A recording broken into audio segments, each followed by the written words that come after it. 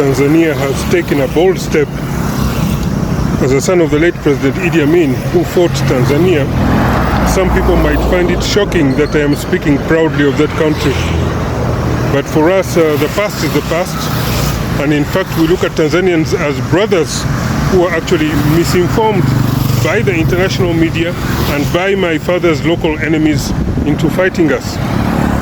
The proof is in how Tanzania withdrew from Uganda in anger back in 1984 after finding out the true colors of those criminals and mass murderers who committed Uganda's only recorded genocide once they were in power, with the countless human skulls of their victims as evidence that they decorated the roadsides of the country with in a heinous, well-documented reign of terror. But for the Tanzanians, they are not our enemies whatsoever.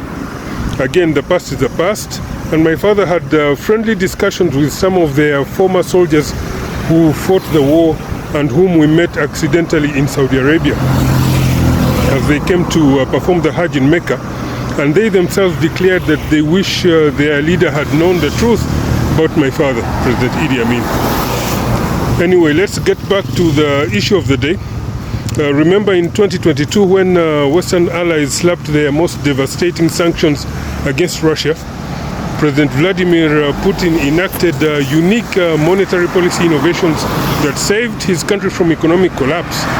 He basically passed a law ordering that anyone purchasing Russia's minerals resources would have to pay in the Russian currency. And Russia has since seen an incredible 4% GDP growth in 2024, a growth greater than any Western country. Tanzania is embracing the same monetary policy to fight poverty and build its own economic resilience. Putin's economic security model has basically reached Africa. As a continent, we Africans should have each adopted this Russian policy 2 years ago.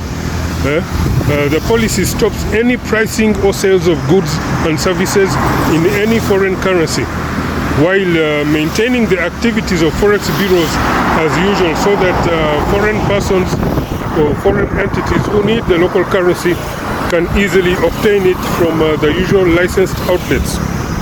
The purpose of this policy is simple. It boldly protects the currency from devaluation and protects the local economy from galloping inflation and collapse, while ensuring even greater inflows of foreign currency from local exports and local goods and services, including from tourism, from industries, and from mineral resources.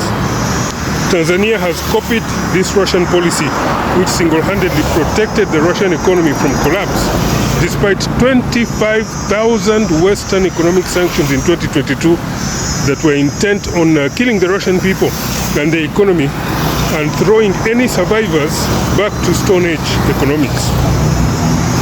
For the last 3 years, I have been advocating for this new monetary policy innovation to be adopted in Africa.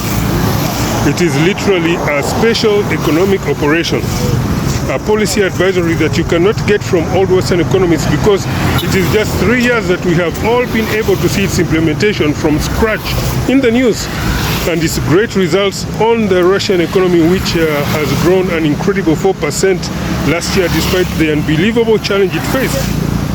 I wonder why the IMF and the World Bank, Africa's leading development partners, are not issuing new advisories in this direction to help poor African nations develop and make their economies more resilient, just like we have seen with our own eyes happen to the Russian economy. In any case, it is great to see realization starting to gain ground across Africa. I particularly have been urging Zimbabwe, South Sudan, and DR Congo to take immediate legislative action in this exact direction, as this is the only policy solution to their currency devaluation woes and the galloping hyperinflation it has been causing to their fledgling economies. Their mistake was to not be alert when the dollar was informally becoming the legal tender in their local economies, not knowing that this is what's killing their local currencies and its value, because everyone automatically prefers to have dollars than the local money. In constantly eradicating the value of their local currencies, the dollar created the hyperinflation that has been destroying their economies and increasing poverty in those countries for decades. I thus again urge African governments, especially the three notorious countries I have just mentioned, to get their best economists to read, understand, and explain every single paragraph of this new Tanzanian legislation, its purpose, and its economic stability and growth benefits very clearly. And then they can pass an identical legislation in their respective parliaments as soon as possible as a top national economic security priority to safeguard the current and future economic prosperity of their countries, and as part of their policy efforts to fight poverty. They can also contact the Russian government, of course, and discuss the implementation of the policy and any unforeseen challenges Russia might have encountered in its implementation, all as part of development cooperation, for example. Anyway, my congratulations to the people of Tanzania, their parliament, their government, and President Samia Suluhu for taking this simple but monumental economic policy step. Though relaxed with the opposition, whoever in your security advisory circles is pushing you towards violent confrontation amongst yourselves as a country is the one who is the actual enemy of Tanzania. The same foreign manipulators are doing the same manipulation here in Uganda with some corrupt officials of our own here. It's all for these foreign agents' own global geopolitical schemes to control the region and even to control the entire continent by controlling the leadership of a mineral-rich country like Tanzania. The late President Magufuli actually knew this very well. Thank you.